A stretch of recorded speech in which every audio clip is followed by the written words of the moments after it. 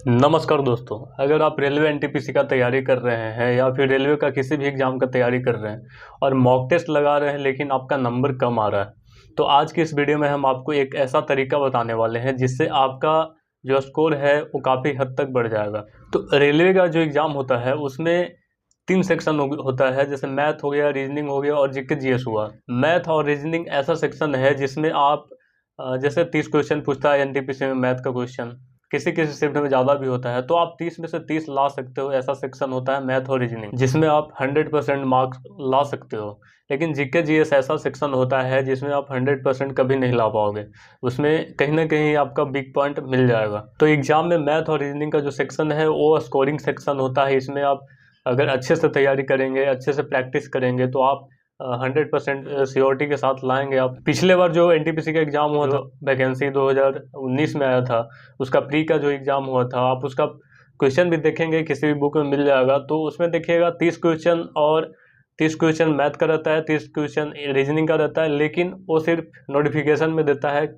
किसी किसी शिफ्ट में ज़्यादा भी रहता है, किसी में 32, किसी में 35 ऐसा रहता है। 30 कहता है लेकिन 30 देता नहीं है, कम भी रहता है, एक क्वेश्चन कम भी रहेगा या फिर ज़्यादा ही रहेगा, मैक्सिमम चांस है कि ज़्यादा ही रहता है। तो ऐसे में आपको स्कोरिंग करने के लिए चांसेस बढ़ जाता है। अगर मैथ आप 35 में से 35 सही करते हो या फिर 30 क्वेश्चन तो 30 में से 30 सही करते हो, तो आपका जो स्कोर है वो काफ़ी हद तक बढ़ जाएगा, आप सिलेक्शन के लिए दावेदार हो जाओगे। तो मॉक टेस्ट में स्कोर को बढ़ाने का सबसे बेस्ट तरीका जो है वो है, पहला है कि अगर आप मॉक टेस्ट लगाते हो ऑफलाइन या ऑनलाइन, तो मॉक टेस्ट कंप्लीट होने के बाद आप उसका सॉल्यूशन कीजिए और परफेक्ट तरीका से सॉल्यूशन कीजिए। जो भी बुक में दिया हुआ है सॉल्यूशन उसको अच्छा से पढ़िए। दूसरा है कि आपका मान के चलिए मैथ में कोई क्वेश्चन गलत हुआ, चाहे वो किसी भी चैप्टर का हो, मान लीजिए आपकी सीआई चैप्टर का आपका क्वेश्चन गलत हुआ, तो मॉक टेस्ट लगाने के बाद आप उस चैप्टर को फिर से रिवीजन कर लीजिए। जैसे सीआई का गलत हुआ है तो सीआई का जो चैप्टर है वो आप रिवीजन कर लीजिए। इससे आपको फ़ायदा ये होगा कि सीआई से जो भी क्वेश्चन अगला मॉक टेस्ट में आएगा वो आपसे नहीं छूटेगा, आपसे बन जाएगा। आप उसका जब चैप्टर पढ़ेंगे तो आपको फॉर्मूला रिवीजन हो जाएगा, क्वेश्चन जितने टाइप का है वो रिवीजन हो जाएगा। तो आने वाले मॉक टेस्ट जब दीजिएगा आप, तो उससे एक भी क्वेश्चन नहीं छूटेगा। ऐसे ही जो भी चैप्टर का क्वेश्चन आपसे नहीं बन रहा है, तो मॉक टेस्ट लगाने के बाद आप उस चैप्टर को कंप्लीट कर लीजिए, एक बार रिवीजन कर लीजिए। इससे आपको आने वाले मॉक टेस्ट में एक भी क्वेश्चन नहीं छूटेगा।